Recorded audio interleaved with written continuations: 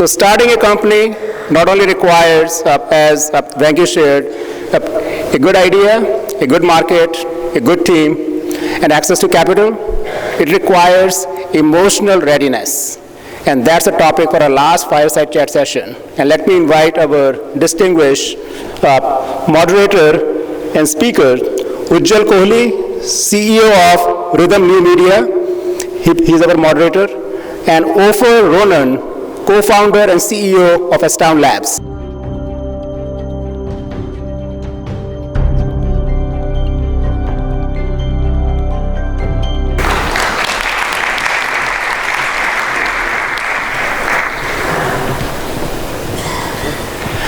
All right, this is the last session of the day. Amazing to see so many people here. Thank you for being here. It's been a phenomenal TiEcon. We've had these ultra-inspiring keynotes where you've seen that if you can dream big and execute even bigger, the sky's the limit. And then yesterday, of course, we had experts telling us about mobility and big data and all of that. And today, you've heard from world-class entrepreneurs as to how to build companies, the tricks of the trade, and all of that. So now, the ball is in your court. And this session is about you. So I'm going to start with one or two questions with a show of hands. This first question is a practice question. So let's see a show of hands. How many people have hands? Very nice.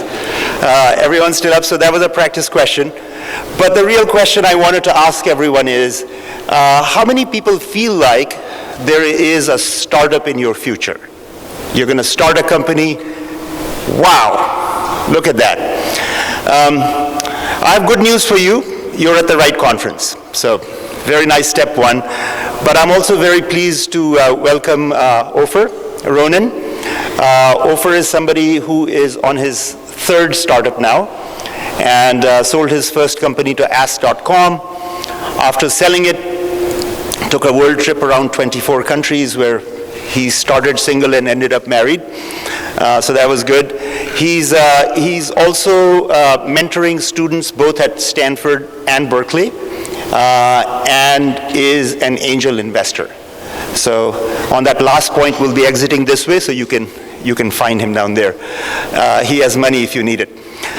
So let me start. So the topic this time is, are you ready? Are you emotionally ready? So I'll just start by asking Ofer to talk about his experience and tell us, what were his feelings, thoughts, how did he think about it, how did he jump into his startup? Tell us your story a little bit, and then maybe I'll have a few questions for you. Sounds good. Thanks, Ujjal. Well, hello, everyone. One of the things that we sometimes forget is to live in the moment. And, at every moment, you're making choices. You make a choice. You not moving forward, let's say, with a startup idea is a choice, and you moving forward is a different choice. So just be aware of that it's a choice not to move forward. And if you've been thinking about doing a startup, odds are it's been on your mind for a while. And my advice is to just get started, because the best way to become a successful entrepreneur is to be an entrepreneur. You have to put in your time. And worst case scenario, you'll just go get a day job. So worst case scenario, you'll end up where you are, but actually you'll be in a better place, because entrepreneurship teaches you all kinds of skills, and you'll probably get a much better job on the other side. Companies very much appreciate entrepreneurial people, and it's inevitable that you're going to sharpen skills. In my case, I was an engineer developing code, and through the startup experiences became more of a salesperson, someone that can raise funds, build teams, hire successful people. So my advice is get going. A professor of mine at the University of Michigan said once that it takes 3.5 times to until you're successful, and so and once you are, it'll be life-changing. And so, most people don't last that long. So persistence is an important quality that you want to cultivate. and you can learn skills. So, persistence is something you can work on. Also, optimism. It's a roller coaster, and you do get better at dealing with the lows as you get going. Lastly, my first thing whenever I do a startup is to find a co-founder. It can be a very lonely experience to do a startup, and I highly recommend that you don't do it alone. Find someone with complementary skills. In my case, I usually find a strong CTO, someone that can hire a team and have their respect. Highly recommend that. Another tidbit, there's a Harvard study that found that if you're a venture-backed startup, you have a 24% chance of a successful outcome. If you've had a successful outcome, then it's 37%. So just some numbers to keep in mind. Excellent. Thank you for those insights. So, if I can say so, you certainly seem like a pretty confident fellow now and pretty self-assured and all that. That's terrific. But, before you did your first one, did you have doubts or any doubts at all? I mean, you could say no if you didn't have any. Yeah, no, so, I remember when I was in my freshman dorm in school, someone said that he thought I was so optimistic, and I like that. I've always thought about that and wanted to see myself as that, so it's something I've worked on.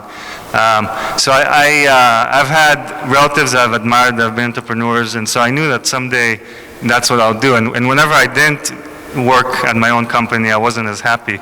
I would say that all those skills I learned doing the business translate also into other parts of your life. So you become better at, so let's say, I bought a house less than a year ago, and I negotiated that really well, I think. And it's because I've had that much experience negotiating, working on the startup. And it also can translate, if you're single, you're probably going to be that much better finding a partner. There's all kinds of benefits outside of just work. So, from the first time that you started having thoughts about starting your company, till the actual time that you outed yourself as an entrepreneur, how long was that period? Was it 6 months, a year? 9 months. 9 months, okay. My first job out of school was with Sapien, an IT consulting company, and 9 months later I quit to do a startup. And it's really about making a commitment, because everything else follows. Your initial idea is wrong, okay? So don't even wait until you have that right idea. And the process of getting to the right ideas, the clock starts once you start working full-time on the business, and you're talking to advisors, clients, and other people. And so to get to the right idea, you gotta get going. And so no point waiting for that magical moment. So when you start, you have a new idea, you're the visionary and all that. Practically everyone is a doubter. Because people ask you questions, it's obviously something that hasn't been done before. So everyone has questions and doubts. And how should one think about the balance between listening to people and being open to new ideas on the one hand, and on the other hand, really believing in your vision and sticking with it no matter what people are trying to tell you? How do you manage that balance? That's a good question, because on the one hand, you want to be persistent, but on the other hand, you want to be able to take advice. And you're going to get a lot of it, and it's going to be contradictory. So there is, some common sense that hopefully you can bring to the table to weed out the good advice, or there's respected people that you trust more. But as an angel investor, one of the top things I look for are people that can take feedback and don't just ignore all feedback, because otherwise you might not be learning as quickly as you could. So you said you're an angel investor, and I'm sure there are aspirants here who might reach out to you, or you have people pitching you all the time. How do you assess when somebody approaches you whether they're ready? Are they emotionally ready to do this? What questions might you ask them, or how would you try to figure out if they're ready? You can tell by someone's energy, body language within seconds where they are. And you want to have them own the role Because every startup needs to have someone that can sell, and often it's the guy you're talking to. And so if he can't sell you, forget about it. He's not going to sell employees, clients, investors. So if you're sold, that's a good sign. All right, so now I want to get into a question which Venki, an entrepreneur I greatly admire, also addressed here, but hearing your version would be interesting too, which is about the roller coaster. So I think anyone who's done a company here knows it's a roller coaster, and it's much more of a roller coaster than any regular job. The highs can be really high. You think you have the next Facebook on your hands, and the lows can be pretty devastating, and there's many more lows. So what have been your ways to manage this roller coaster ride, and what advice can you share for budding entrepreneurs? So yeah, I think everyone knows this strategy, but we apply it, in one field it's obvious to us, maybe in this field not so much. But what do people do with their stock investments? What's a good strategy to reduce risk? Diversify. Any guesses? Okay, yeah, diversification. Same thing goes for entrepreneurship. And people, I've had friends that have done startups and made the mistake of saying, okay, I'm going to put my life on hold. I'm not going to focus on my relationships or my hobbies. And that is a recipe for disaster, because you need to have other things that can give you energy when maybe the startup isn't going so well, and there's issues, and there's going to be issues. So if you have other things, like let's say a sport or a hobby that you can look forward to, you have a squash game tonight and it's someone you've been meaning to play for a while, and you're excited about it, it can really offset, some of the lows at a startup. Also, over the years, I've learned that, around the horizon, there's an up, so if you lose a key investor or client, another one comes around the bend. So you learn not to ride the roller coaster as, the more you do it, if you put in the time. Yeah, thank you. Let's talk about another item that Venki addressed in a very nice way too, which is the issue of co-founders. And I really agree with him. In my experience too, many more companies fail because of teamwork and founder issues, as opposed to market troubles and competitor troubles or technology risk or what have you. So, but let's talk a little bit about the how-to. And I imagine in your 3 companies that you've started, you've had co-founders, and one can certainly find co-founders that you feel a great chemistry with. But as the movie unfolds, things can happen, and people behave differently under stress. We know all that. So you could have started with somebody that you really liked, but you had challenges along the way. Would you share some of the things you did? You actually did some situations to make sure you worked well with that founder to make a success. What does one do if there's issues? So there's that finding the co-founder, and that's, I don't know if you're asking that, but you're asking, okay, I can talk about finding a co-founder. Often you want it to come from a trusted source or be someone because it is like in marriage in some ways. You're going to spend years with this person day in, day out, and so, you want to vet them as much as you can.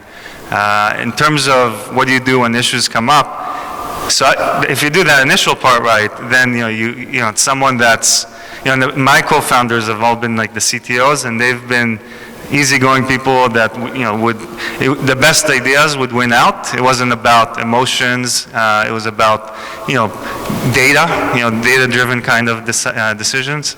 And so I've been fortunate in that department.